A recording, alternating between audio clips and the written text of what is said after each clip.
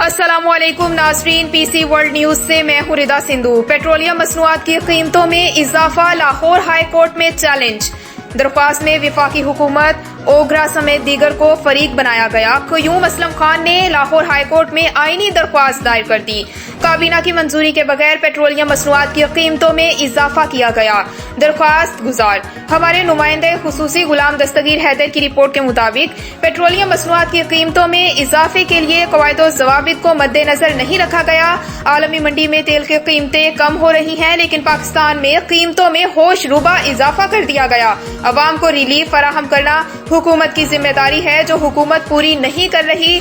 अदालत पेट्रोलियम मसनूआत की कीमतों में इजाफे के खिलाफ हुक्म इम्तनाई जारी करे। इस्तेदा